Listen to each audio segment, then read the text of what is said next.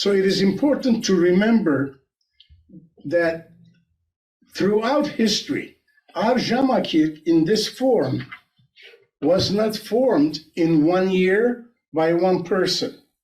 It was formed over the centuries.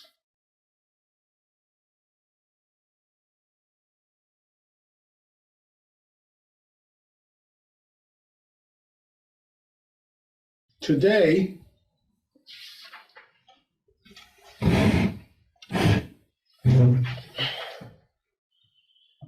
we're going to take a closer look at the Sharagan, Sharagnos. And as you already know, there are two editions of it, or two versions of it. One is Tserat Sharagan, small one, and one is Tsankach Sharagan. Now, they all contain, both of them contain all the hymns, but this one refers to pages.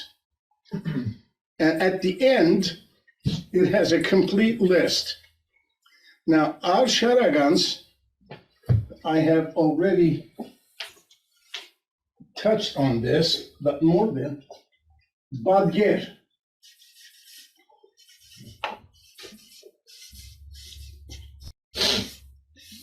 Is usually 3 stanzas. Usually 3, but sometimes it's 4 or 5, and when it is acrostic according to the alphabet, it goes more. Nerses Nurhali is the master of signing his name with the first letters of a song or Sharagan, for instance, the Vartanan Sharagan, Nerses. So it is not a general, universal rule, but it's a general rule. 3 verses, sometimes 4, sometimes more. But generally, when we say Megbadger, it means 3 verses. And usually, almost every Sharagan has 3, sometimes plus 3, Yergu Badger. And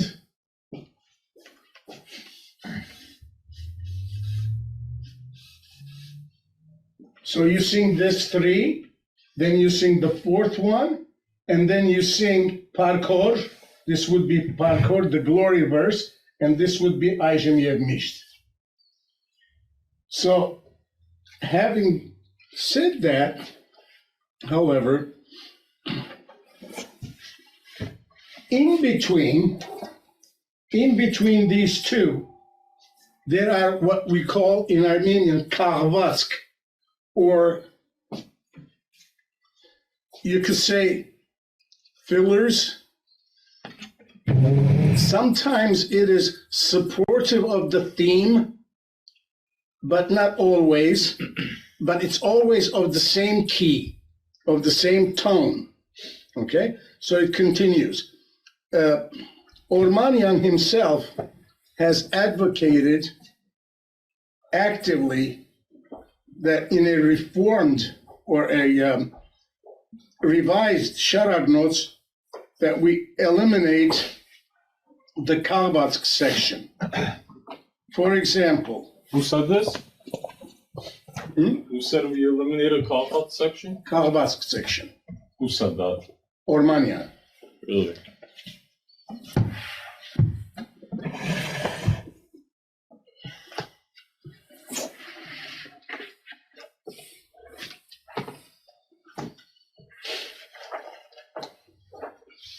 See, for example, in the Գրնակ մեծը կորձած է որ մենք մեծով պետք what I'm saying is only available here, or I can only, for example, here, the first Sharagan, Zanuntian Surpasvazazmi, okay? Now, go over there, open that first, okay? Yerketsek Vortixioni Yerknor, okay? But after that, there is Eagitzfor. Yeah, Zanuntian. That has nothing to do with the celebration of the feast. Yeah, what is that? Kalbatsk.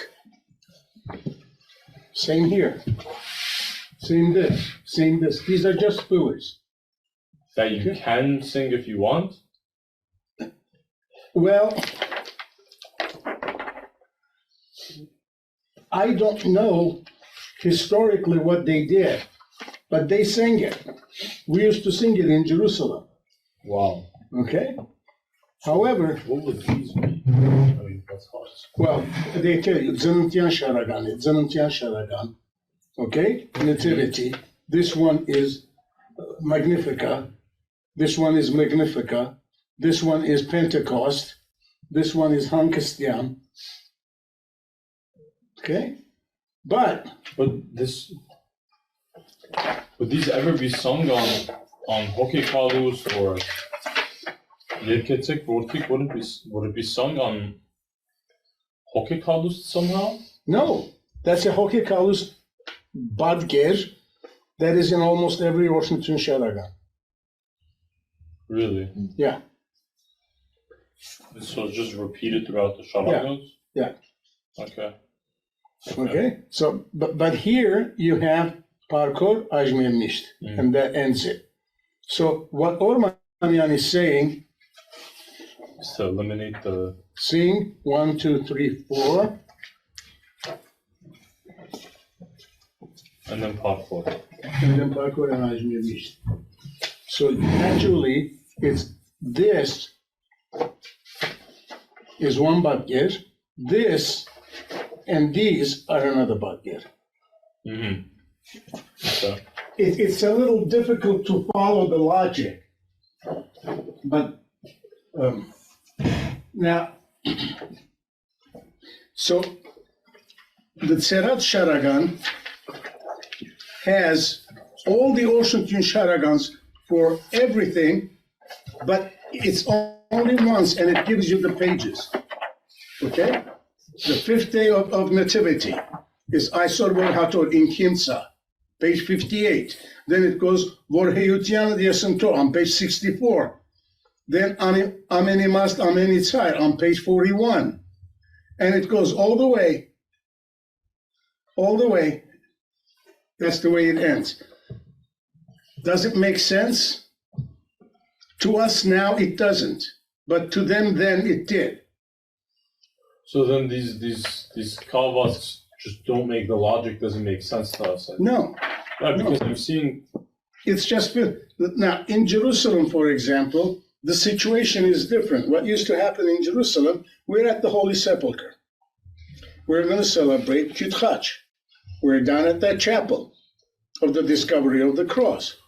But because up there are the Greeks and the Copts and the Catholics, and everything is connected, we're going to celebrate, but we have to coordinate our timing with them.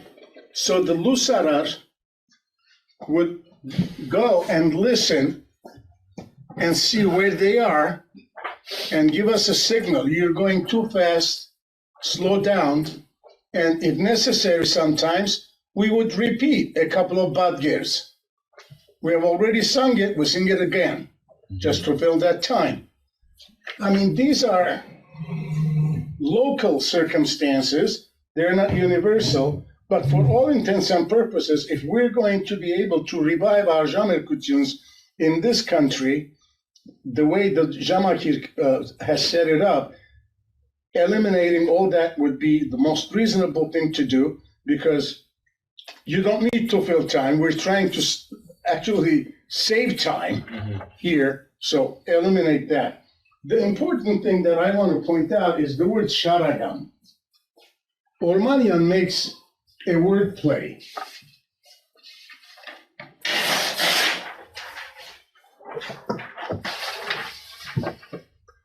So the hymn, the word for hymn in Armenian is Sharagan.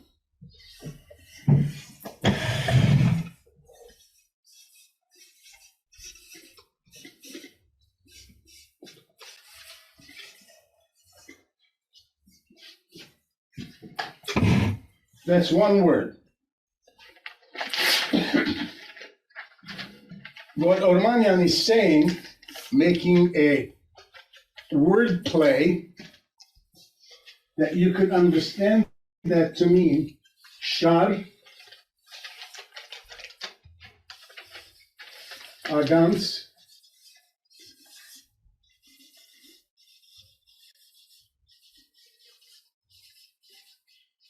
padvaganats. Shar, string, A is the liaison, agans, gems, a string of gems, badvagan, precious, string of precious gems, sharagan.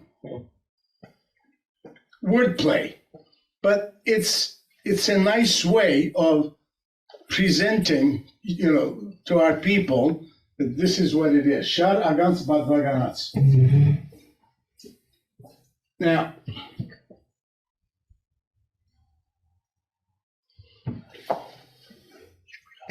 there are these sharagans in the Kisherayin. We have Oshnutyun. Well, Kisherayin was Kren.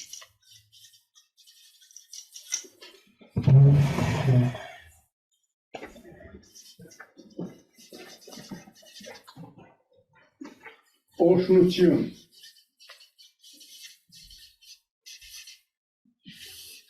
Canticle.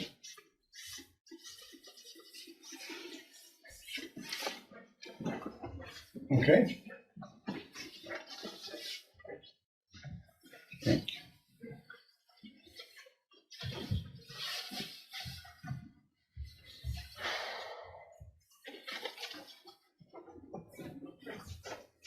That's in Kisherayin Jamer Kutyun.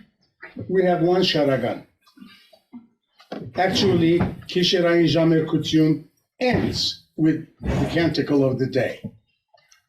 Would you count Hankestian as a second? Hankestian is an interpolation.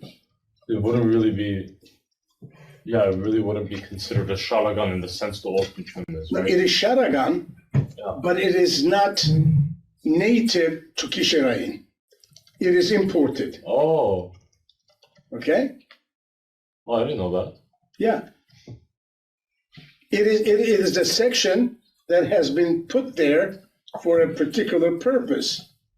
Mm-hmm. Okay? So you could eliminate that, and the Jamer Kutyun doesn't lose anything. You can still maintain the structure of Kisherayin. That's what we did. Yeah. So Dermadros and I were talking about that Ortea Dermer Jesus Christos Amen, Alleluia, Alleluia. And that Ortea Dermer Jesus Christos Amen is an intro to Haymer usually. But then Ganon HaKluch comes. But then Ganon HaKluch comes. Ganon HaKluch is part of it. So I had a theory that maybe that Ortea Dermer Jesus Christos was there because there might have been days where Ganon HaKluch and Hankesian weren't done. No, and that Ganon HaKluch was done. No, Ganon HaKluch was done. That is reading of the Psalms. Yes. But there were days then they didn't, that we're not supposed to do Hankestian on days that we do not celebrate Badarak. Yeah, but were they, so my question is, were there days where there was no Ganon HaKluch done? No. Ganon HaKluch, every day. Separate Ganon HaKluch from Oshnutyun. I mean, from Hankestian. Yeah, no, I know. So, but my question is, are there ever days where Ganon HaKluch isn't even done? No. No, okay. Ganon HaKluch is for every day. The Psalms are read every day. But this Ortea Dermer Jesus Christos is kind of weird there, no? That you're looking at it from the perspective of beginning the service. Not necessarily. It's just a statement of praise. Okay. Okay? Now, Oshnutyun then is Kisherayin Jamer Kutyun. Arabodian Jamer Kutyun has most sharagans.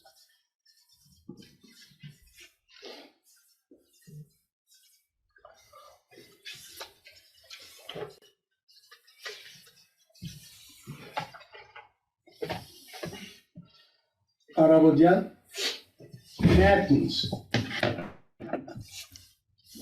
Now, matins is the universal designation for morning service. Sometimes we call it morning service.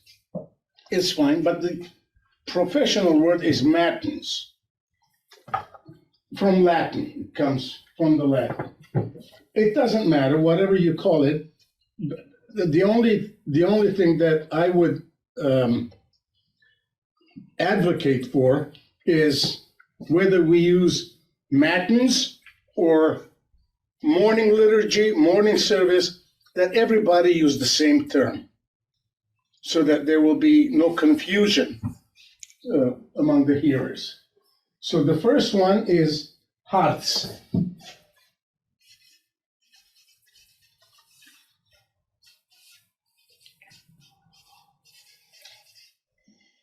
Patrum.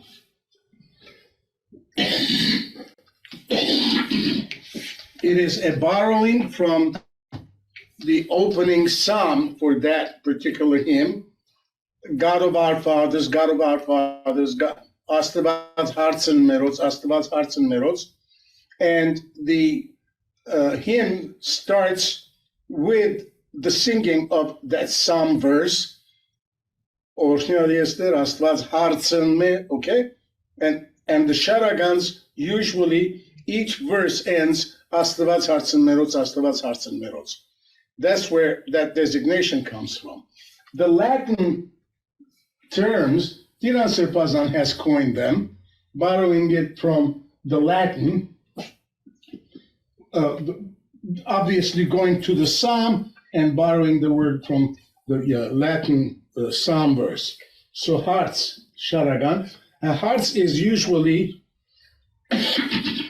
3, and then what they call chords out Orshnetsek, Amenan chords diarnas there Orshnetsek, okay? All the works praise the Lord. And then there is usually 2, sometimes 3 verses to end Sharagan. So that's the longest Sharagan. 3, 2 or 3. 1, 2 or 3. Mm-hmm. Okay? Hearts. And then comes... Yeah. So question about chords. Some people argue that chords is supposed to be done separately, as in փոխնի փոխ երբ որ գնեք շամերկությունը, ասենք ավակ 10 առաջինը գնա, հետևակ 10 երկրորդը, ավակ 10 երրորդը, հետո chords-ը 4-րդը գնա եւ հաջորդը կամ chords գծվի գողմերը գտվող։ Դեռ ասում ես chords-կեն հետո ամեն օրտնեցեք ըս chords ինչ է բառը Օշնեցեք ամենայն կորսիանս դեր օշնեցեք եւ բարձրարեք զնա Հավիդյան Եվ հետո գնա այդտեղ կամ շարունակեն ոմանք երկրորդ ապե հետևող ադիգա առանցին երկրի հետո շարունակ Okay որտեղ ոմանք հետ Well, don't forget, depending on the tone of the day and who is the tone of the day with, okay? Heart starts with the person, the tone of the day. Yeah. Okay? So today is, let's say, the tone of the day is Tatsa. We start. That's one side start. Tomorrow it's going to be the other one. Yeah. Yeah. My question was, chords is saying alone. Yes. No.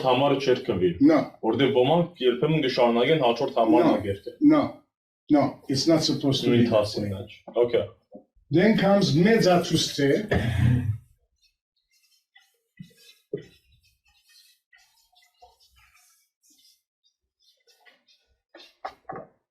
Magnifica.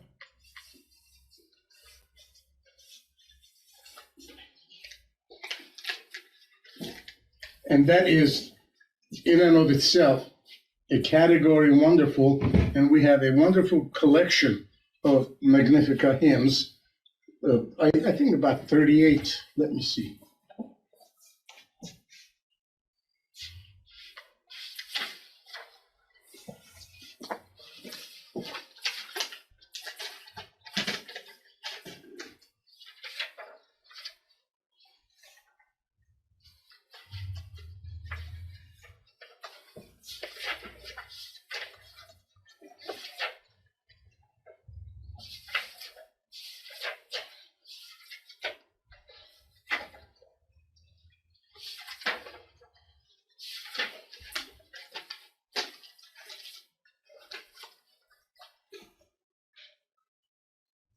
We have a total of, 55 Magnificat hymns.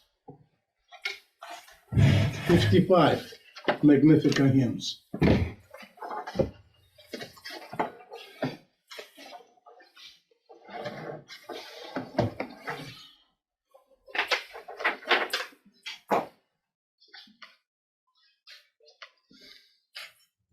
Then comes Vohormia.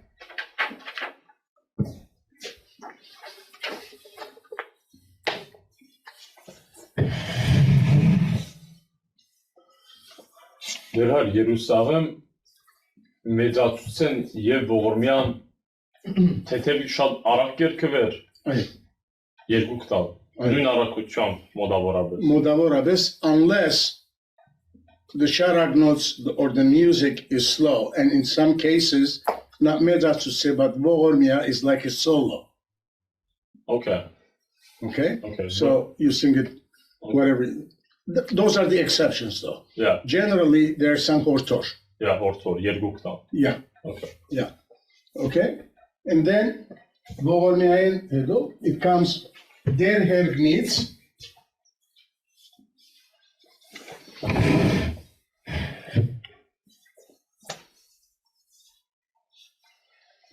Okay.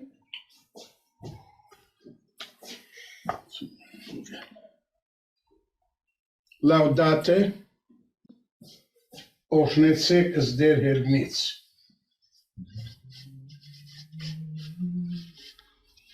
Okay.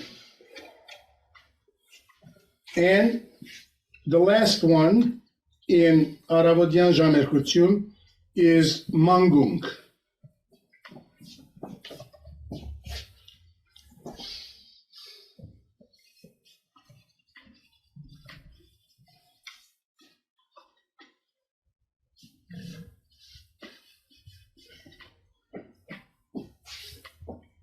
Pueri. I don't know where the accent goes in the Latin.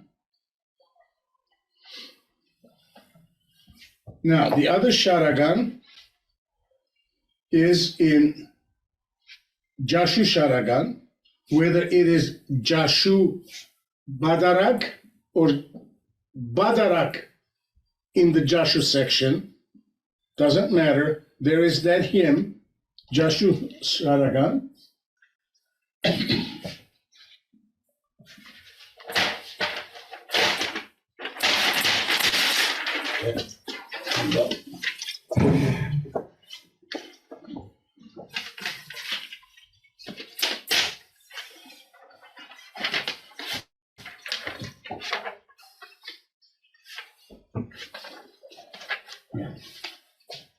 Divine Liturgy.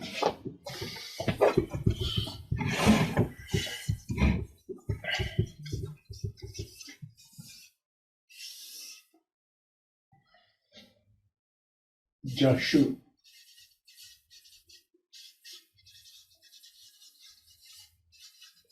Sharagan. Synaxis hymn.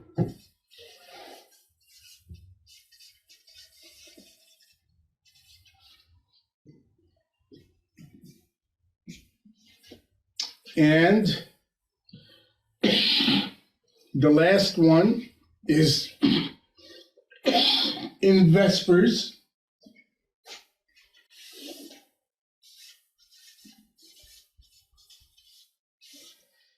Hampartsi.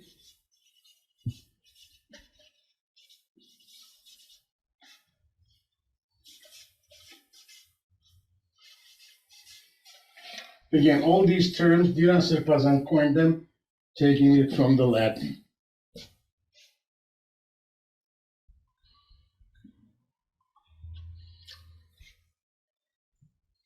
Now,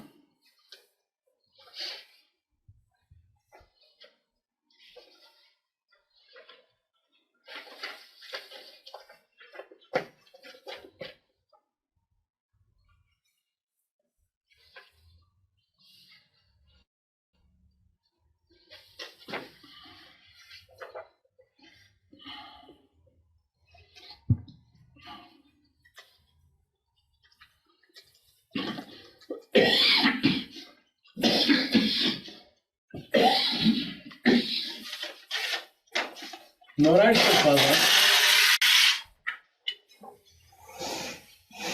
Boharian, has already done a tremendous service by actually identifying how many of each sharagan we have in what tone. So we have 90 Oshnutyun sharagans. 90.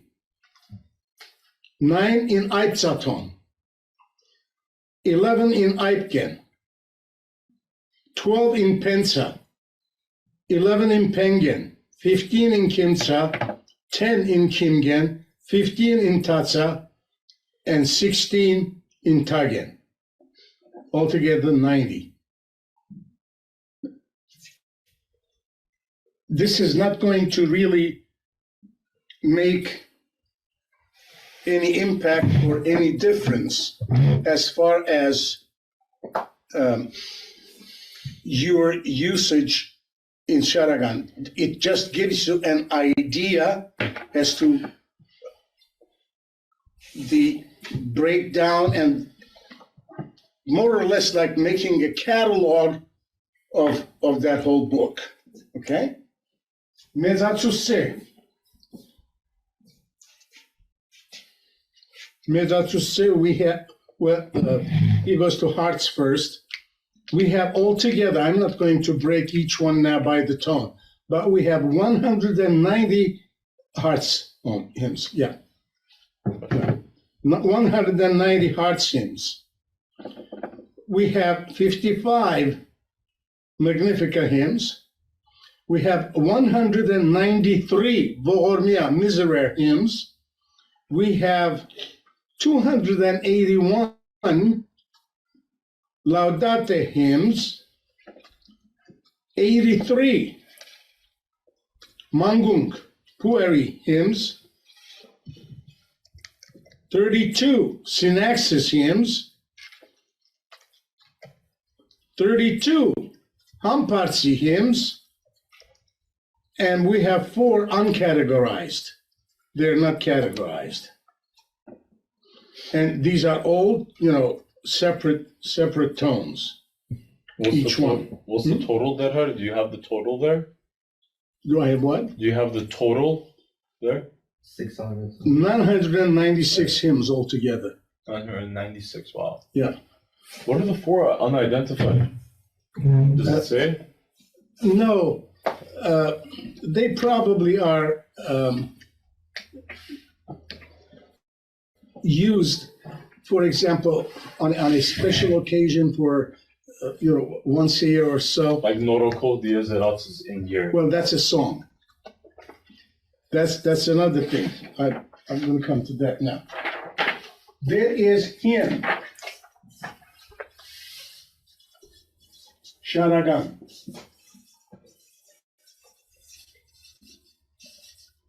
There is song. Yek. There is dal. There is mereti.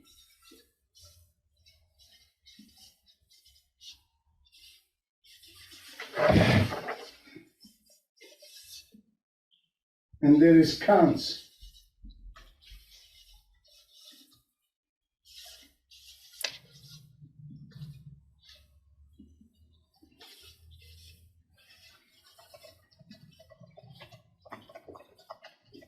These are different styles, like prose and poetry, rhymed poetry and unrhymed poetry. See, these are the clear. So these are the all those are available. The sharagans are in sharagan. Yet Nerseshnoralis mostly, not all, but mostly Nerseshnoralis, they are in the Sharagan as well as Jamaki. Da and Mereti and Kans are in Daharan. Do we know how to identify each one? Is there a way? It has separated as such. But can we tell off the, like, for example, a yerk is always chapuni. It's measured and it rhymes. Yeah. Is there a way to like identify them? Like, it's easy. Sometimes maybe you will have a difficulty, but you can easily identify. You can easily identify. Before I go to the next thing, I want to show something here. There are, these are our Sharagans, number one, are so rich in theology, the church's teachings. Our Meretis, Das, Jamamuts, the introits, are so rich, and we're not using them, first of all, in the liturgies, but I want you now to be aware as to how much it offers as material in your future preaching.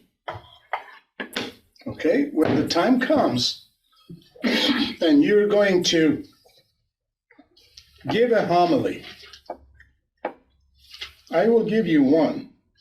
There are so many themes that you could actually select, just a couple of words, sometimes a sentence, sometimes a word or two.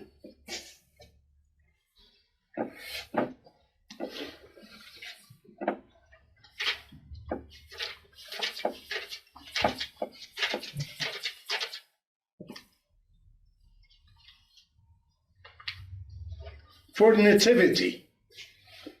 nativity, we have three. The Donatsuits will tell you which one is the choice. Now the first one here in the Davaran starts with Astvazazin anharsnatsial. Ispanan anskispan hagatsar. Without going further apart, I'm further into that particular introit.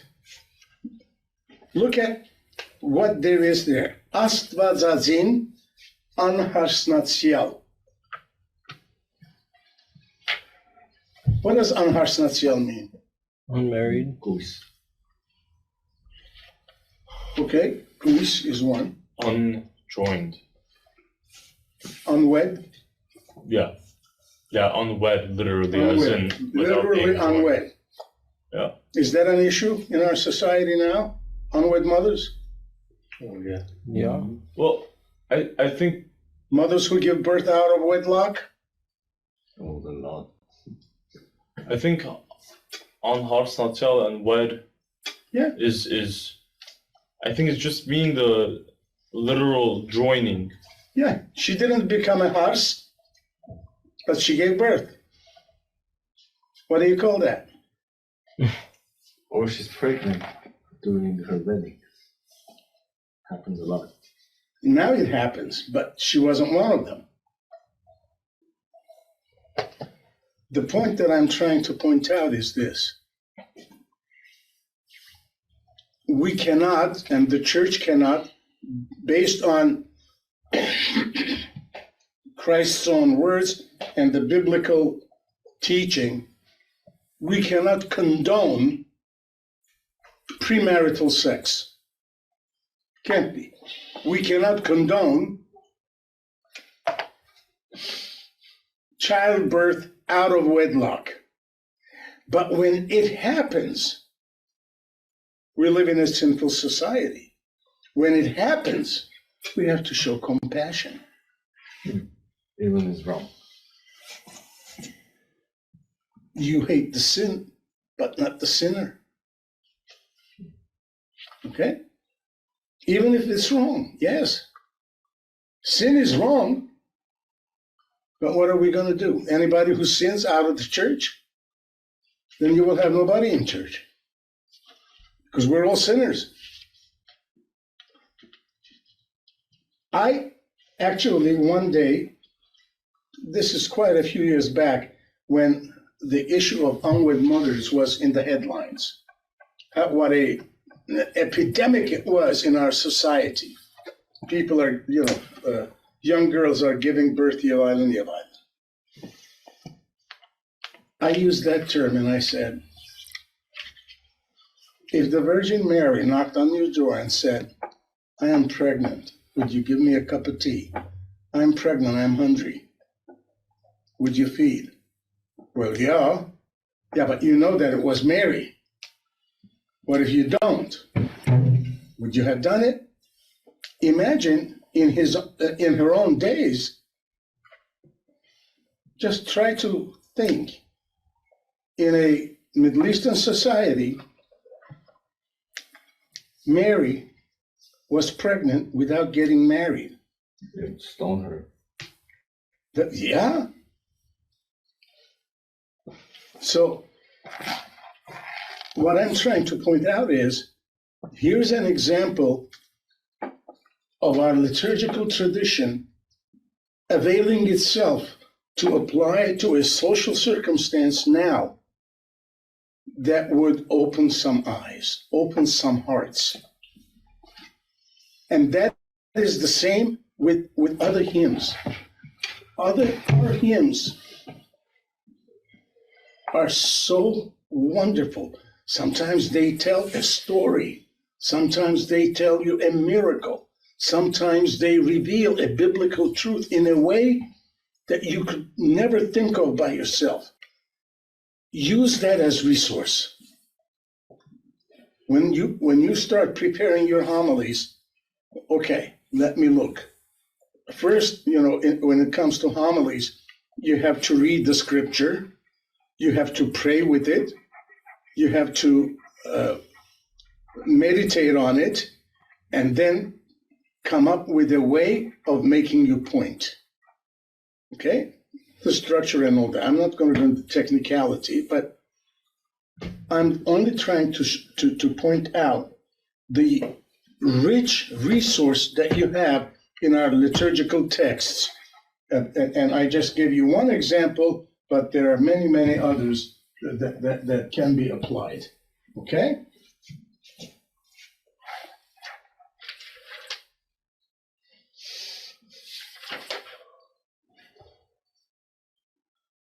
Pereira, I have a question about the Yes.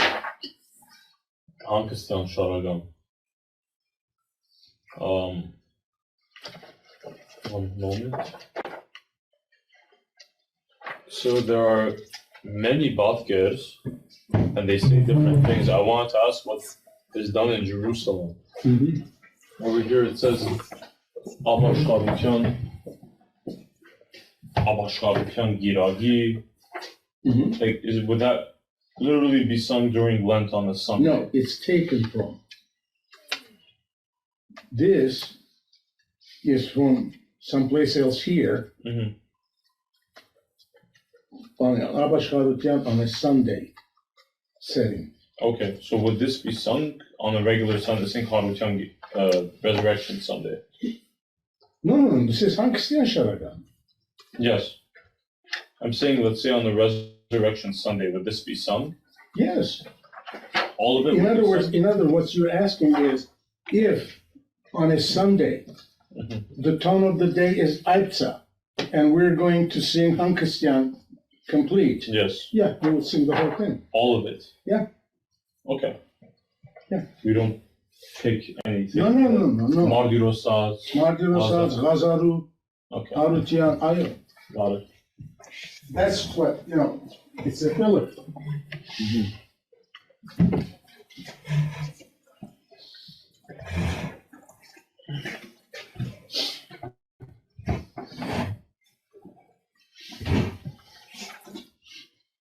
So Meretis, right now, are sung when the priest, the celebrant priest, is preparing the elements, and they're to be found in the Davaran. The rubrics in the Davaran very clearly says, Yevtabikin Yerkin Zdagas Horher Taboris Ispat Shaji Avurun, according to the proper of the day. And it designates, various feasts and generals and so on. And then, when Kohanamk Kender, after everything is finished, communion is distributed, իսկ աստանորդը բիրքն եղանագին դաղս խորհրդավորս մինչև քահանեն գադարած զգար կաղոտիցը. The priest needs time to consume whatever is left of communion, and then to wash, and then to put the vestments that he had taken off, put them on. So he needs time. That's why you sing something to give him that time. These are the kind of things that in a revised, restructured Badara can be taken. And then those are sung when Mass is distributed.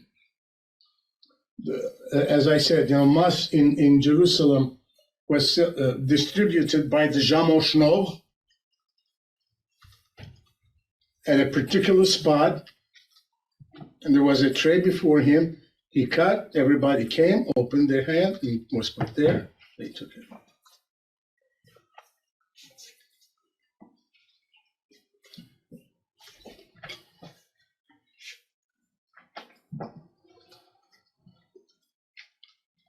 Yeah, why do you think Aysor Anjar is sung on other days other than Holy Week? The theme of the Matin. Yeah, on major feast days. It's not on a regular Sunday. Yeah. It's usually major feast days. It's intended to add solemnity to it. Okay. It's not really intended for anything else. It's a very nice. Actually, Aysor Anjar is the history of our salvation in verse. That's what it really is. So, on various occasions, they have put that. Now, there are also a few that are dar that we sing on special occasions. For example, at Blessing of Water at Christmas, Ov Zarmanali, it's a dar. Aysor Tzainon Hayragan, it's a dar. Okay? On presentation, Diarnan Tarach, Christos Paratz Takavor, it's a dar. So there are a few of those. And on Holy Thursday,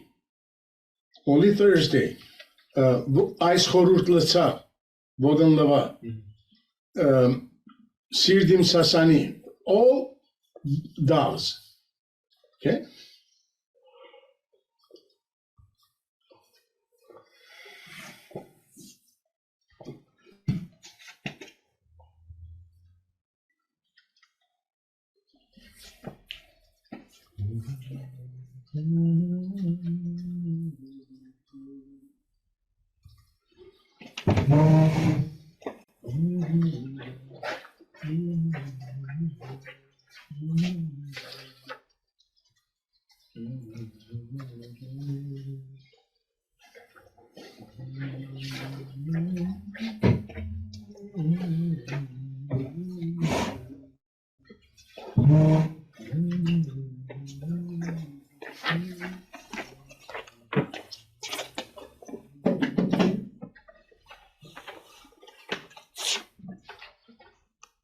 What was the High Small tradition? I'm going to come to that. We're going to cover those.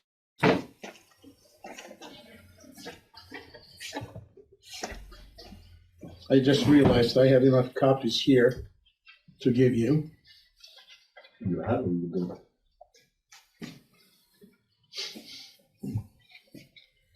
These are Sharagan tones and their classical Turkish music equivalents in musical tones.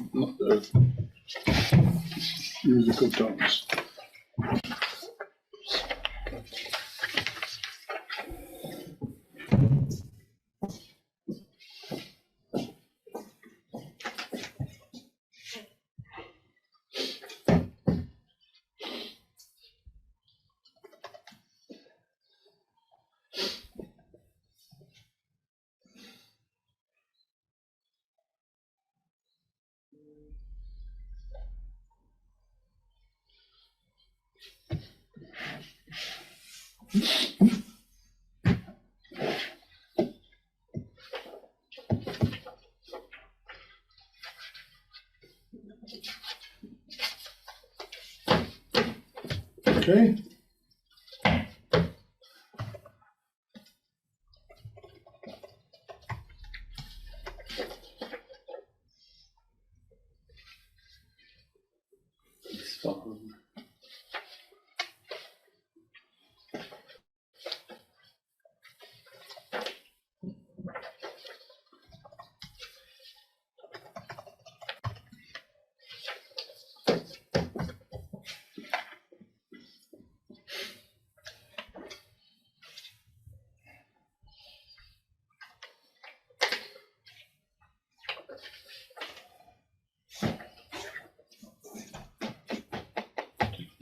Is it the Tartavatsk? Oh, Kimta and Kimta Tartavatsk. Oh, the Tartavatsk is included in the classical Turkish music too. Wow.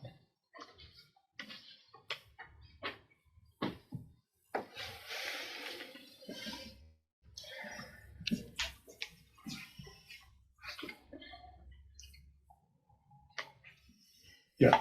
Let's take a 15-minute break and we'll continue.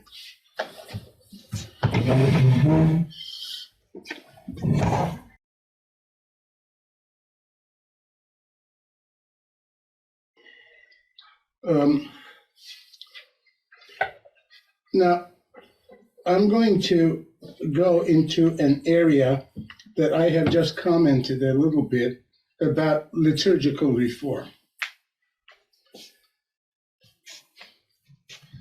Liturgy is not a stagnant wealth for the church. It is always changing, adding, removing, okay? Always. From the first century on. As a matter of fact, Catholicos Papkin Guleserian, one of my favorite church leaders of the 20th century, 19th to 20th century, says that when the church stops reforming itself, that is, not reform with the Protestant sense of reformation, but reform, okay? Vera Gazmel, Paregarkel, Paregarkutyun. Oh. And he points out something very important. Now, every Sunday, when we are going to do the Sunday litany, Yer yevız kağutyan özder ağaçestur vasın sur devuis. Sur terborne? The church. Church. The motto. We're in church. Vasın sur devuis shinutyan. What does shinutyan mean? Building up. No. Shenalal. The building physically? Welfare. Oh. Well-being. Okay? Ah. Sur dervush shinutyan, that it would stay well. Yev paregarkutyan. For it being in motion to reform, in motion to adapt. And that's his point. That the church is always in motion to adapt to new circumstances throughout history. Otherwise, we would be doing what they did in the first century. We don't. So it is important to remember that throughout history, our Jamakir in this form was not formed in 1 year by one person. It was formed over the centuries. But for reasons that we don't have time, and it's not within the scope of what I'm trying to convey to you, it stopped at some point. Basically, Arjama has stopped adapting to current circumstances as of probably the 16th, 17th century, if not a little earlier, maybe even 14th, 15th century. It has remained the same. What has happened, however, is that the Jamerkutun and the singing, the structure is changing. The book is not keeping step with what's happening on the ground. And on the ground, meaning in different locations, different changes are being introduced, and the uniformity of the church liturgy is being lost. So it becomes now necessary for us to wake up to this, that change not only is inevitable, change is necessary for the church to be relevant to the present generation. One of our big problems is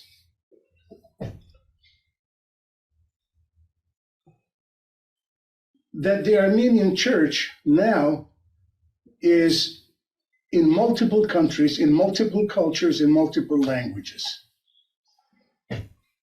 That wasn't the case in history.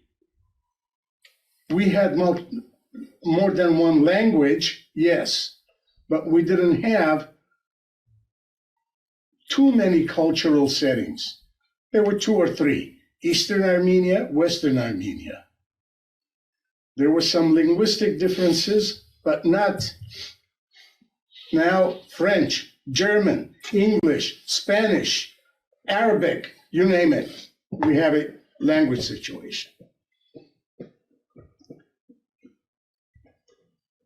The biggest loss in that is, number one, the liturgy is losing its relevance in the life of the faithful. And second, the church institutionally is becoming irrelevant. And people are not connecting to the church as people who are looking to be fed spiritually, because the barriers, be it language, be it the books, be it performance, whatever, it has become a barrier rather than a means of nurturing the people. So Güleserian makes that point, and it becomes necessary. This has been a very, very important point, and there have been some efforts. There were some efforts. One of the biggest, I'm going to go back to as far as I can. In the early 19th century, some people at that time, Constantinople, the Patriarchate of Constantinople was, from the perspective of influence and from the perspective of power, the most powerful institution. Ecclesiastically, Aivazian was always first. But in the Aivazian was under the influence of Tsarist Russia and on the heavy hand of Tsarist Russia. The Catholicos of all Armenians was respected by all Armenians as the head of the church, but the Tsar kept a heavy hand and did not allow the Armenian church to do much. Okay. Now, I'm not going to go into all the details of history. I'm giving you only as background to the point that I'm going to make. Yet in Western Armenia, where we're talking about now Anatolia, Cilicia, Constantinople, people started to demand that the church adapt to the changes that were happening all around. The Ashkarapar had already become the dominant language of Armenians. Karapar was forgotten. Middle Armenian didn't last too much anyway. Ashkarapar. And they went to the Patriarch of Constantinople and they started talking about this. No way. There was tremendous opposition. In the meantime, what happened? Protestant missionaries arrived in the Ottoman Empire. And their intent, the intent of the Protestant American missionaries was actually to convert Muslims to Christianity. But once they got to the Ottoman Empire, they were told, and they discovered fast, that in the Ottoman Empire, by law, if you converted a Muslim to Christianity, the punishment is beheading. And this particular one, I haven't seen it, but I'm told it exists in the State Department, files, archives. The missionaries wrote a letter to the Board of Missions here in the United States. And they said, okay, you gave us the money, we came here, but we cannot convert Turks. What shall we do? So, well, you were there. Now, this was not just hopping on a plane. You were there. Convert anyone. Do something. Well, who are they going to convert? But the Christians who were already there. Armenian, Assyrian, Greek, whoever. Armenians were the ones because there was already among the Armenians some restlessness to adapt to the circumstances and change the liturgies into Ashkarapar. They didn't. Okay. They got these people and they started telling them, do this, do that. And they went to the Patriarch and demanded that this is all written down. There's a letter that they wrote demanding this. And the Patriarch refused, had a council meeting. At that time, there were, strong councils, leaders, lay leaders, clergy leaders. They refused. No, Karapar is the language, we're going to stay. Now, you can imagine at that time, more people understood and more people had access to all our liturgical wealth than they are now. But they refused. When they refused, that was actually butter on the bread of the missionaries. They encouraged them to break away, and they did break away, and they formed the Armenian Protestant community in Istanbul. Initially, they were not recognized as a separate community, but eventually, with the intervention of some European governments, the Armenian Protestant community was recognized as a separate millet, separate community. I believe the year was 1845. 1846. 84? Yeah. 86. 80? 46. 1846. Okay, 45, 46. And that's exactly the beginning of the Armenian Protestant community. And from there now, we have Armenian Presbyterians, Armenian Baptists, and Armenian Presbyterian, Baptist, and Congregationalist. Mm-hmm. Okay? 3 communities. the response of the patriarch, Matthäus Ismilian, who later became Catholicos of all Armenians, was to excommunicate them. He excommunicated them. He actually anathematized them. Nizovya, which means they were cut off from the church. And all their demand was to understand the liturgy, to benefit from it. They really were not theologically different, those initial people. They just wanted to connect to the church in a more relevant way. Now, later on, some changes were introduced, but it was too late. In the third quarter of the 19th century, some books started to appear of Armenian liturgies in Turkish. I showed you Camakirk. Papken Güleserian published, he was a young Bartabed at the time, he published a prayer book from Armenian Camakirk and Sharag notes, taken, translated into Turkish with Armenian alphabet, but into Turkish.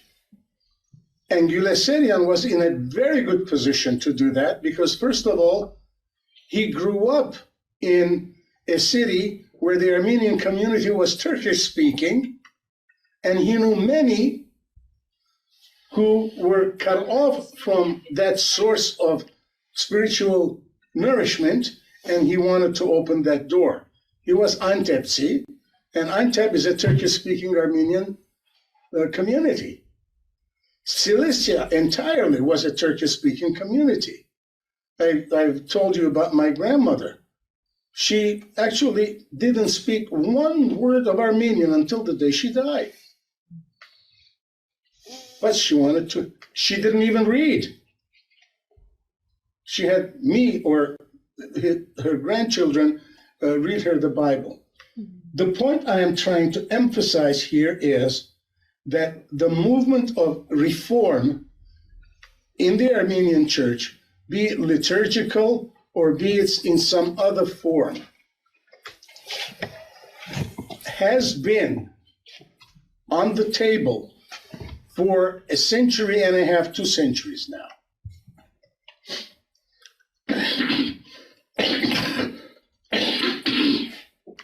It came to a point where in 1917,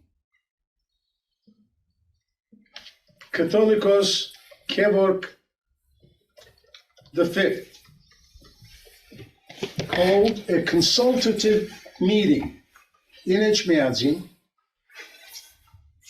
I believe 68 people were invited, bishops and clergy, both celibate and married, and some lay leaders, and they formulated a program of reform, step by step, what they're going to do, how they're going to proceed. Unfortunately, right after they did that, the October Bolshevik Revolution came and everything stopped. Everything froze. But Catholicos Kevork IV was a very insightful person. In 1924, he individually took the step and wrote 2 encyclicals, Gontags, changing the Armenian Church calendar from the Julian calendar to the Gregorian calendar, from the old calendar to the new calendar. Except he gave permission to those societies where the choice was not on the Armenian community to make, because they were in already an existing society. They didn't want to be different, like Georgia, Russia, Jerusalem, at that time, now non-existent, but Baku.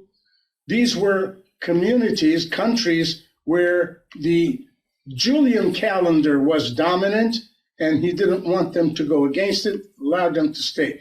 Until today, in the Ashkenazim oral suites, at the end you will see Hindomar also, okay, for these communities.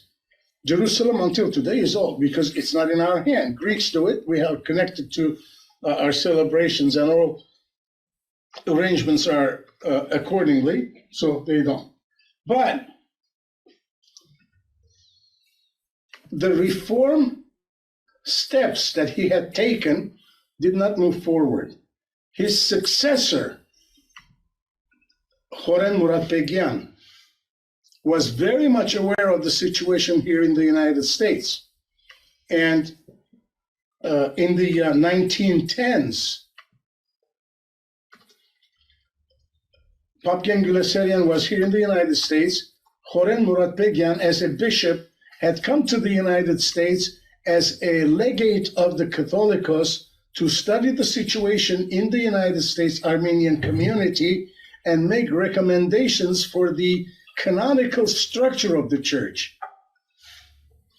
And Papgen Güleserian wrote a letter to the Catholicos, like a report, very brief, just a couple of pages, but he makes some recommendations that now, if anybody puts that on paper and make a suggestion, will probably be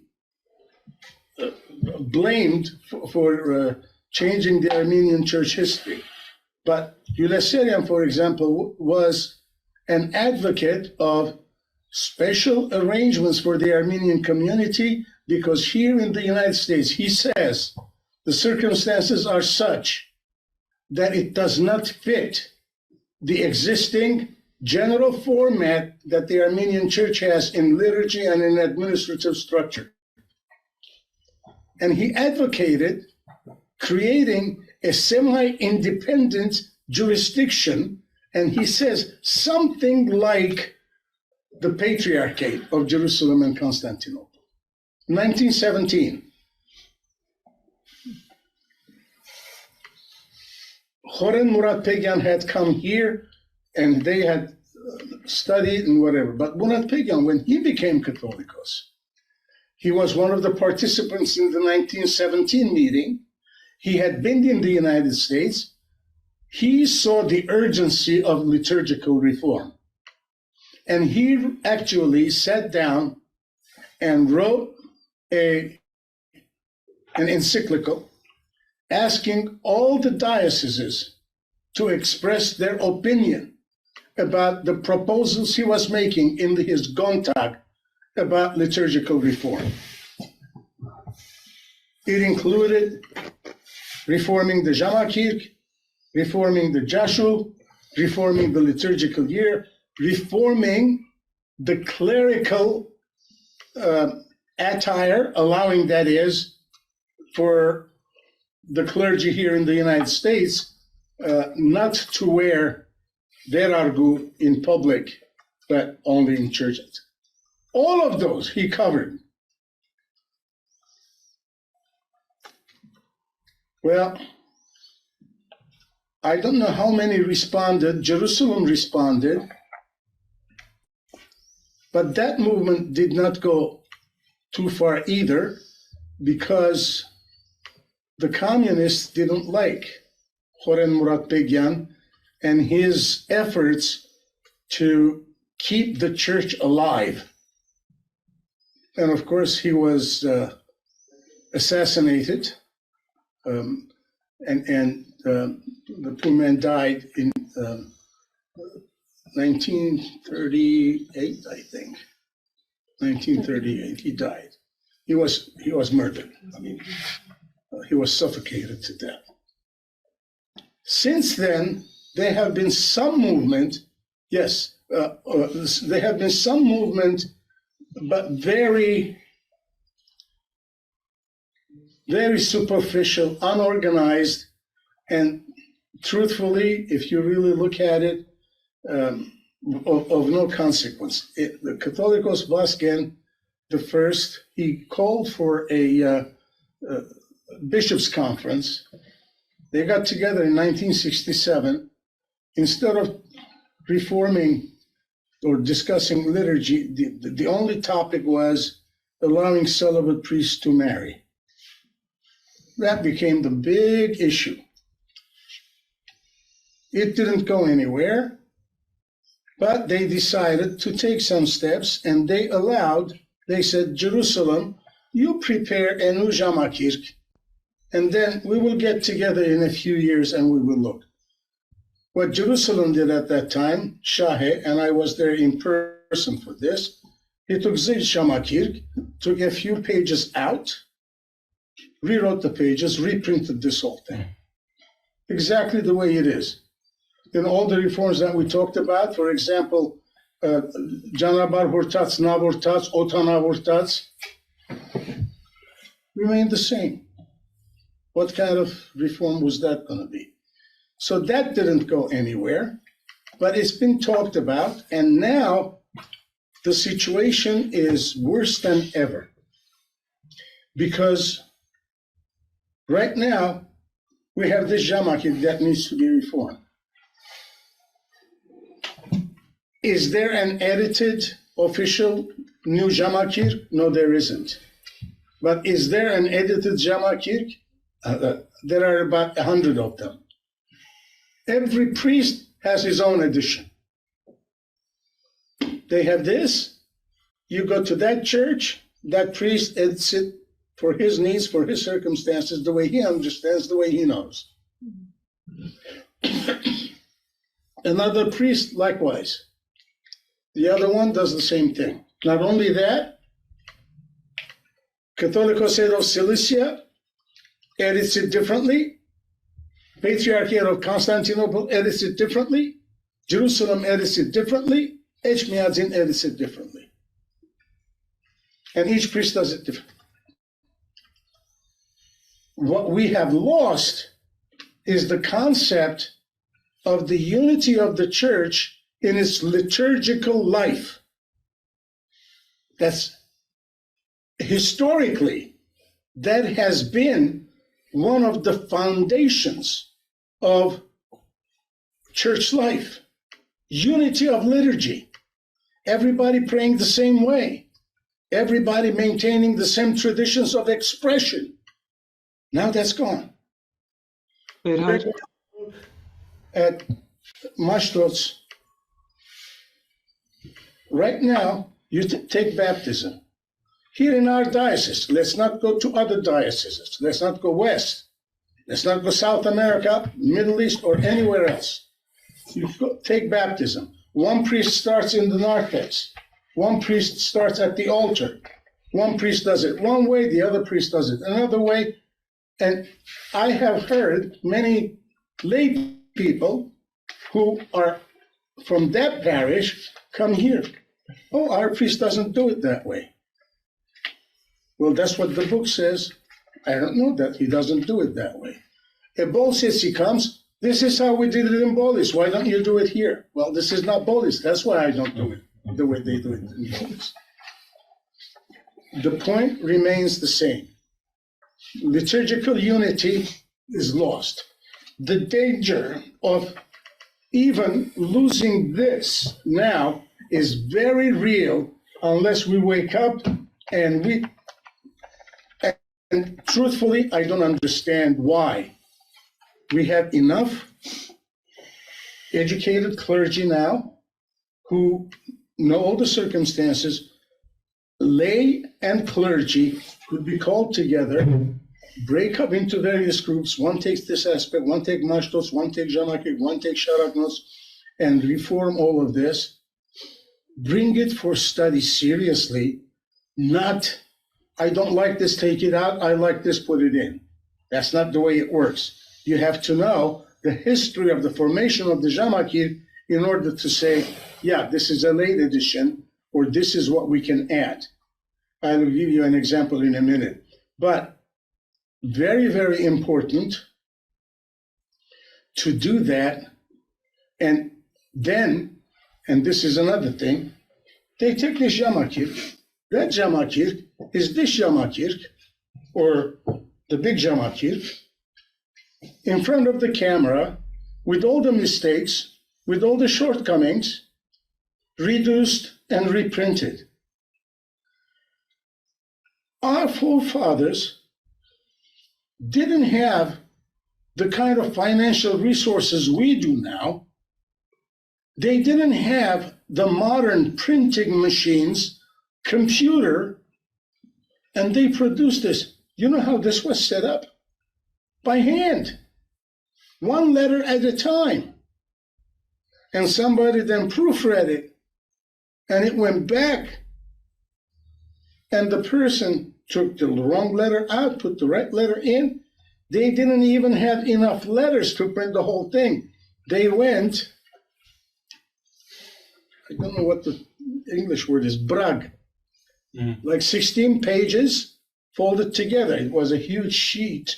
And that's, well, they did it in the most difficult way, and yet we cannot do it. We have to go through this camera, and instead of making the necessary changes and reforms, we have money for everything else. Why can't we reproduce these books?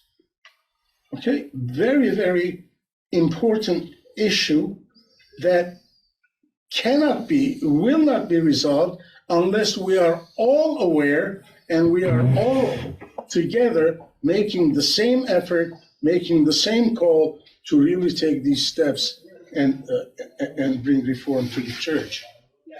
Okay? And this is a very, very important topic.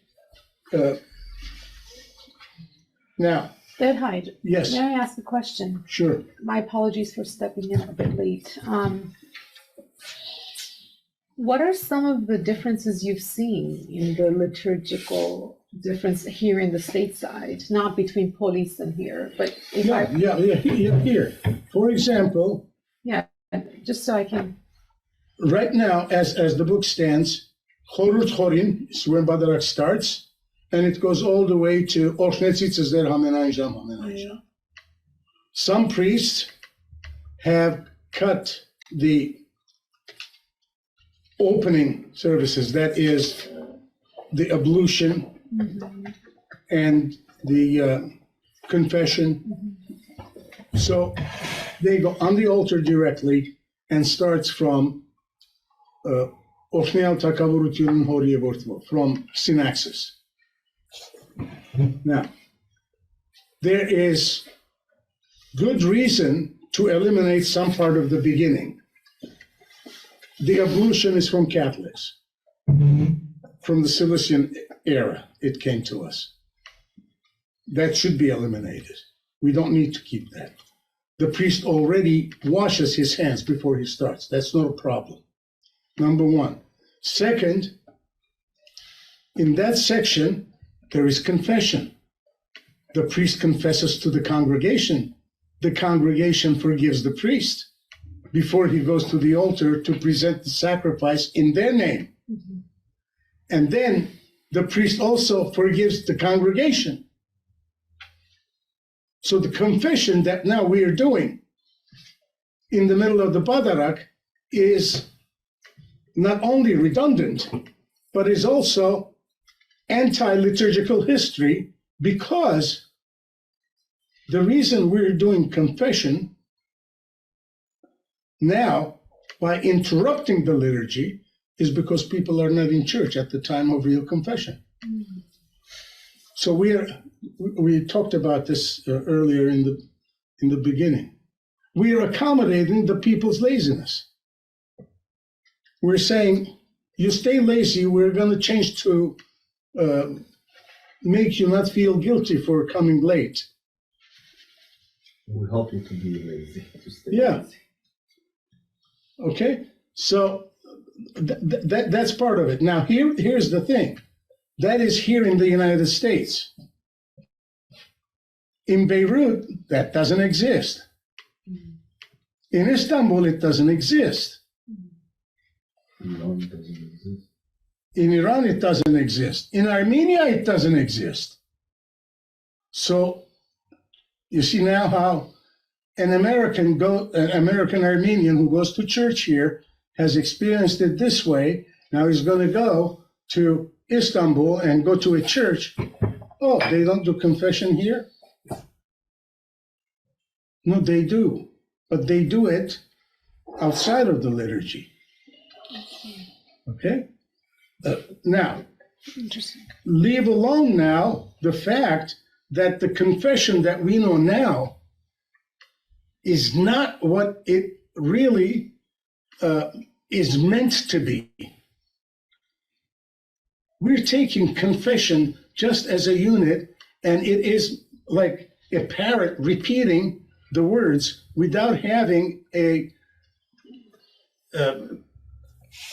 inner consciousness of what the faithful is reading and the priest forgiving. It's a formula that we go through. I gave you this example about 30 years ago. I got the permission of the Catholicos to use the liturgy of Khosrow Ansevasi, 10th century, following Ormanian's advice that church reform should be making the church relevant and dropping later additions and going to the original text. Mm-hmm. Because there are a lot of later additions unnecessarily added. Drop them off and you have the clean. You know, it's like layers and layers and layers of paint. Take it off and you have the original wall. Okay? And the Catholicos gave permission. We did it. But the point that I'm making is it was a setup specifically for the Armenian communities of America. Now, right now, one of the biggest mistakes that we do is hold Sunday school simultaneously as the church service is going. Mm-hmm. Yeah. The kids are completely left out, completely locked out of the life of the church. Badarak is supposed to be the lifeline of one's spiritual life. And we're taking the kids to a classroom. I am not going to go into all the faults of that particular setup, where parents usually come, drop off their kids, they go to a nearby Starbucks to have a cup of coffee, and they finish and they come and pick the kids up. The kids don't go to church. They don't even know what the church is. They arrive late, supposed to start at 10:30. Nobody gets there before 11, and they're supposed to finish till 12. Sometimes the parents come at 11:30. They're finished with their coffee. Can we take the kid? We're going to go someplace.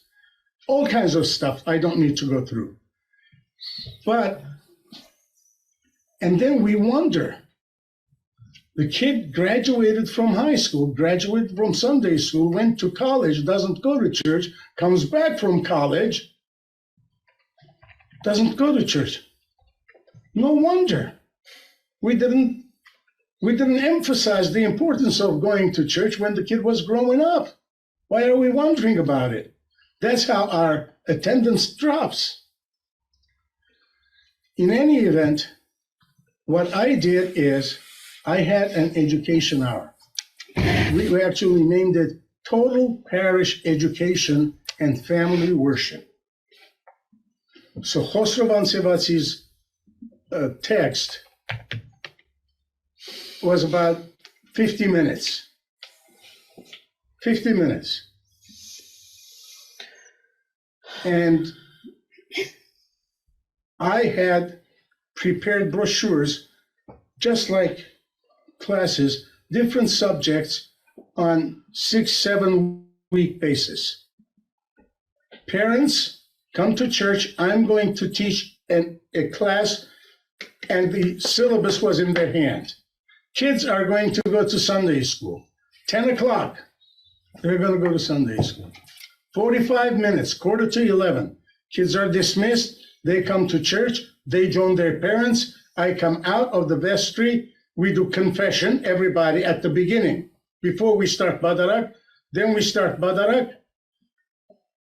By 12 o'clock, we're done with the sermon and everything. It went very well. Attendance went up. Attendance tripled. People who never had been to church were in church. A couple of big shots in the parish came to me. Look, what you're doing is working. People are coming to church, but we don't want you to continue. Why not? Now, keep this in mind because it really gives you a mentality that you're going to deal with. This particular man said, because we are the one giving the money, you have to do what we want you to do. In my opinion, the lay leadership of the church, who had control of everything, was threatened when people started to feel good about coming to church. Their status as leaders were challenged, and they didn't want to. They went to the bishop at the time, and they said, we don't want to. The bishop called, he says, come do it. I stopped. Now, it was done all by the Catholicos' knowledge and permission. I submitted everything. Now, here's the thing. That same bishop, a few years later, formed a commission to study, to do exactly what I did, and he stopped. Now, a lot of people are talking exactly about that, doing this. These are the kind of things that we have to talk seriously, not just, well, let's try it. No, it didn't work. No, that's not how the way it should be. You come up with a plan and you start implementing it, gradually introducing it. Okay, this is going to be one Sunday a month. This is going to be on this occasion, on that occasion. Start introducing it. But we need to be aware also that our text has lost some of its original aspects. For example, we do not do the cherubicon, the cherubic song, as part of the Bada. It's in the Jamakir, but we don't do it anymore. Why not? It's a beautiful, beautiful rite. Look at the Jamakir and you will see cherubicon, keropiagan yerk. It's right there. Mm-hmm. We have cut out completely. We used to do it in Jerusalem once a year, Bortvot Vorodman, feast day. They cut that out too. It's completely gone. One of the most early original parts of the Divine Liturgy we have cut out. And we have added so many other things. Right? Thank you. Zoom has questions. Arman. Alex, why don't you go first? You're a guest. Inchbez? Alex has a question. So, hi there, Harf. So, thank you for these talks. So, one question I have is, you mentioned taking one way to go about reforming the services would be to take out later editions that would perhaps be impractical or from foreign influence and kind of go back to the original. My question is, to what extent have we studied what the original services look like? And then sort of a secondary question is, how much do you think the problem is with the services and the books themselves, and how much is just the unfortunate cultural mentality that a lot of us Armenians have had?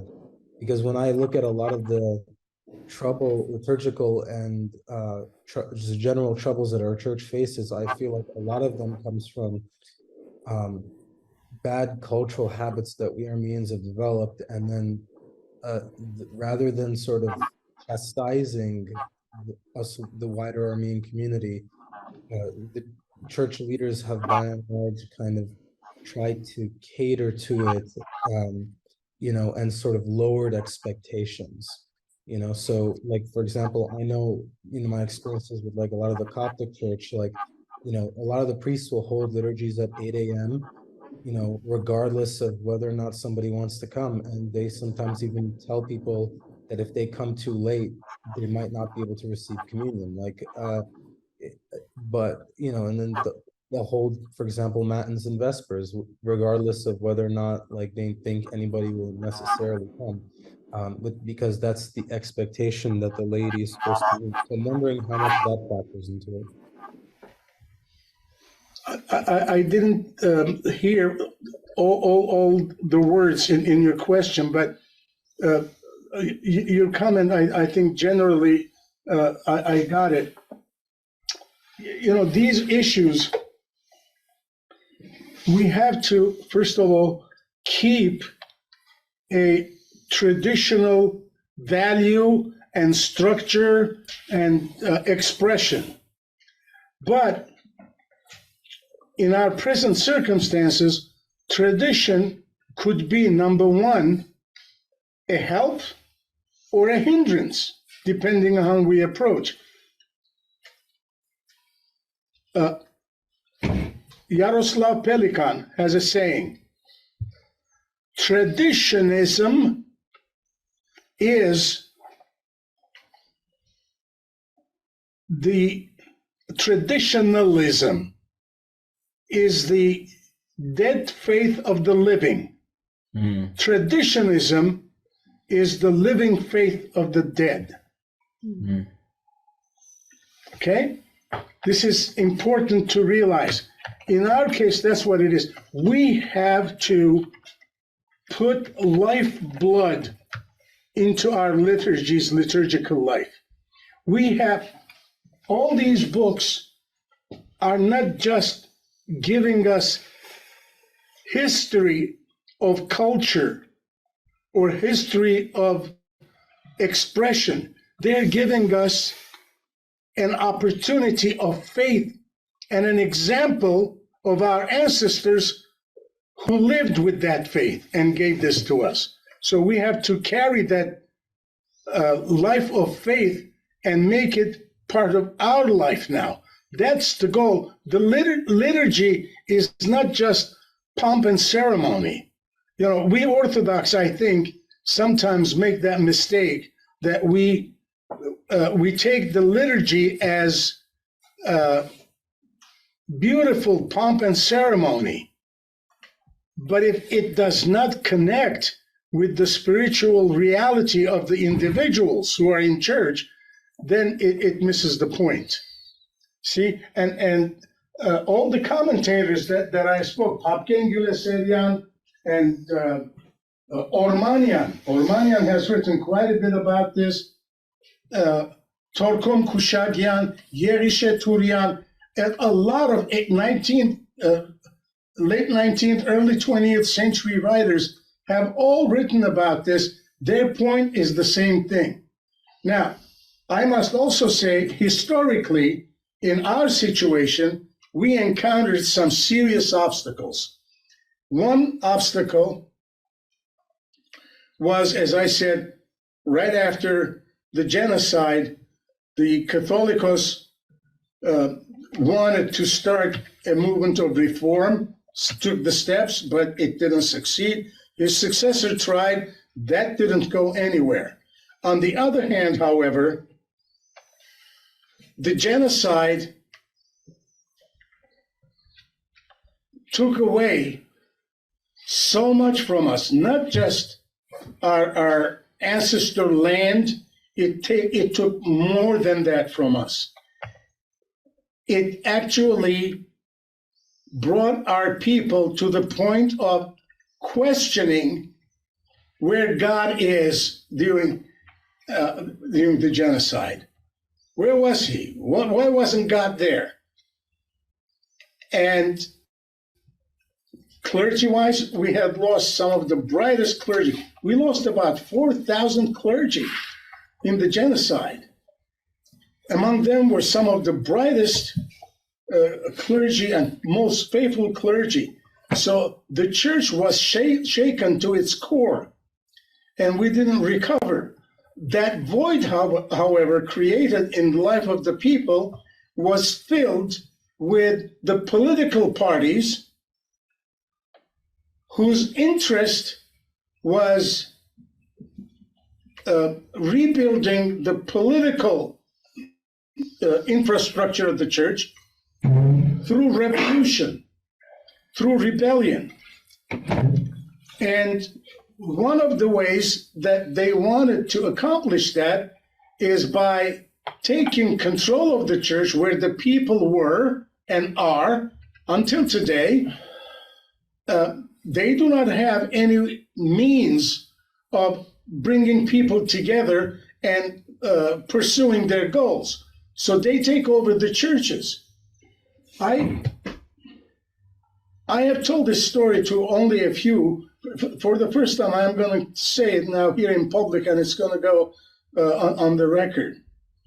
In 1963, the Catholicos of all Armenians came to Jerusalem. I was a young deacon at the time, and the Patriarch of Jerusalem, Yerishe Derderian, arranged for the Catholicos of Cilicia, Horen, to come to Jerusalem and have the two Catholicoi embrace so that this Cilicia Echmeadzin divide would be narrowed, if not eliminated. He came, and there was this union. But with the Catholicos of Armenia came, at that time, Beirut, a big center of Armenian life after the genocide, leaders of the political parties, Hınçak, Taşnak, Ramgavar, in solidarity, support of Vasken Catholicos, Echmeadzin. Horen came, and with him came a few clergy, of course, no question, but also the leaders of the Taşnak, the Revolutionary Party, in support of the Cilician Catholicos, with whom they were associated. Now, the Catholicoi are sitting at the head table together, and the leaders, Yerishe Patriarch had arranged such that Hınçak, Taşnak, and Ramgavar were seated mixed on each table. So you had 3 party representatives on each table. Clergy were at the head, and this. Servers were serving, hired servers were serving everybody, but the Catholicoi were served by us, the deacons. So we're carrying the plates and going, and narrow space, we're going. I heard this with my own ear. A Taşnak party leader talking to a Hınçak party leader said, this is, just imagine the scene. The two Catholicoi are there, and they are here in support of the Catholicoi for whatever position they are in, whatever party they are in.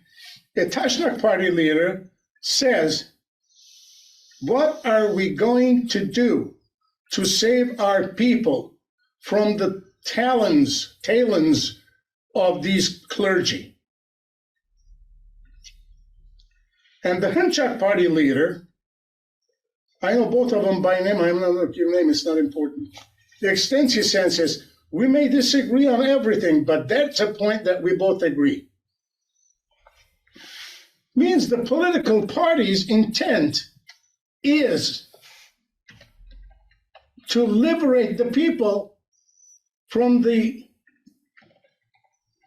jiran, talents of the clergy. Just imagine the impact of that mentality on the life of the church. That brought me into looking at this, and there was, and I have this in someplace in my notes, not here, at home.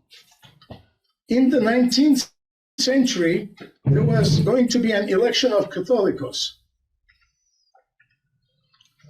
And Armenian was being considered by some of the delegates as a candidate. Armenian was a very skillful tactician, politician, smart, very smart, a former patriarch of Constantinople.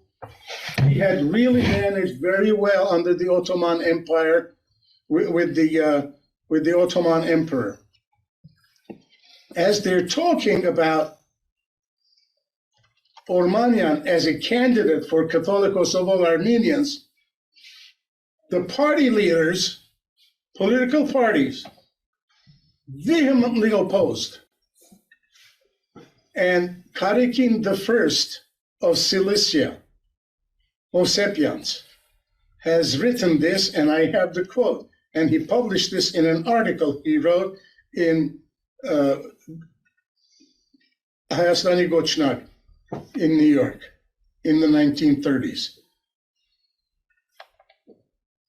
He asked one of those political leaders, why do you oppose Armenian's candidacy for Catholicos?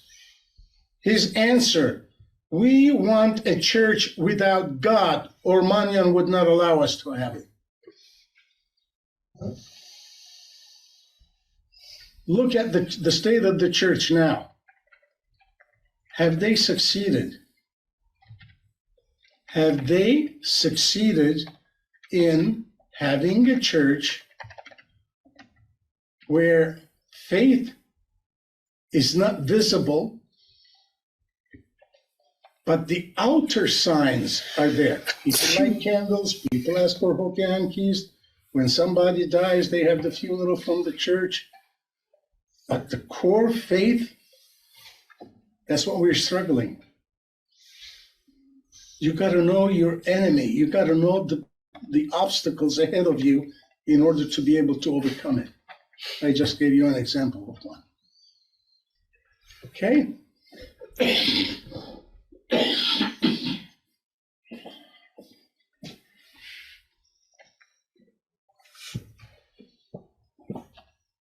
Leonard, is it okay if I ask my question?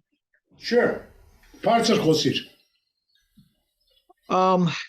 If we agree all to go back to Kanonagirk that was created by Osnetsi, will Kanonagir solve every problem that we have today or no? Oh, this is not something like, okay, if I have enough money, I'll buy all new furniture, I'll throw out the old furniture, bring in all new. It doesn't happen that way. This is something that's going to be gradually, step by step, and it has to be also in a way that we have to consider the state of the people to receive all this change that we're talking about. It's going to be very difficult to change everything all at once. It has to be step by step, what is important, and so on. So it has to be a methodical approach, step by step, then it can be done. Yes, it can be done. It must be done. Otherwise, we're going to remain, Saim Parparo Hanabadi.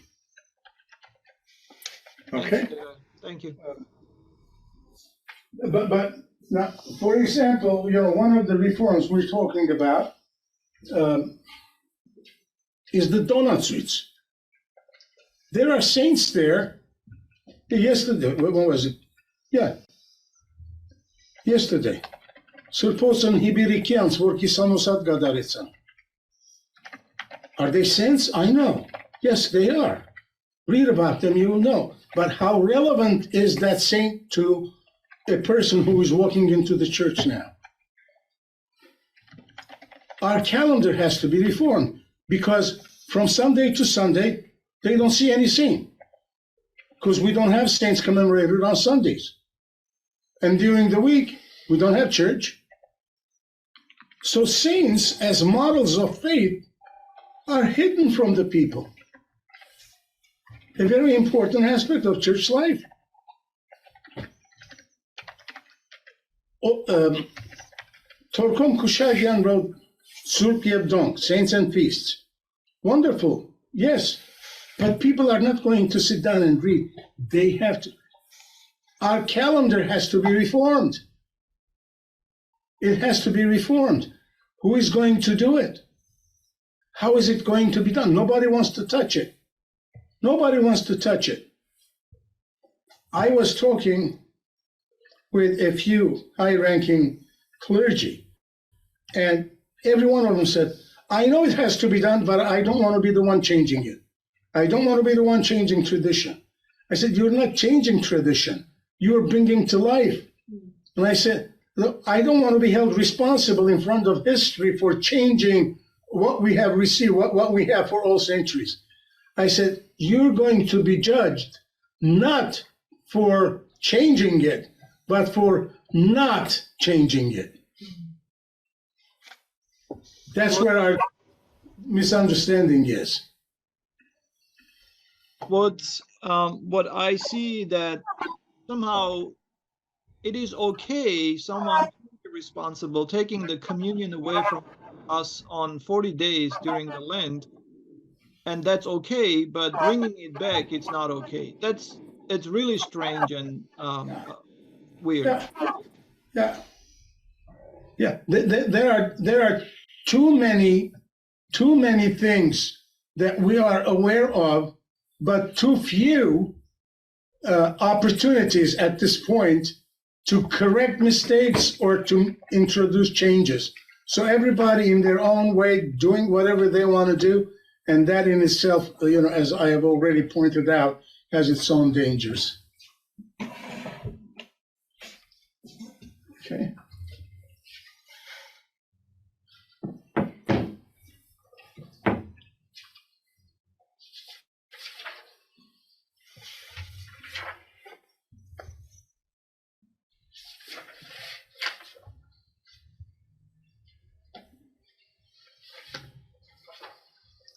Of course, I haven't touched on, when it comes to liturgy, I haven't touched on the language issue.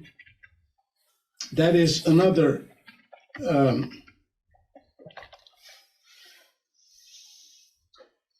thorny issue.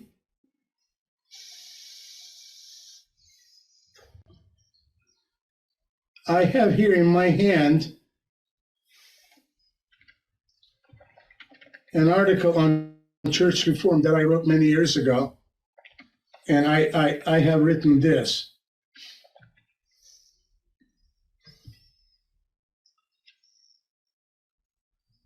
The language issue is probably the most emotionally charged issue in the Armenian Church, and it is most important for the vitality of the Church.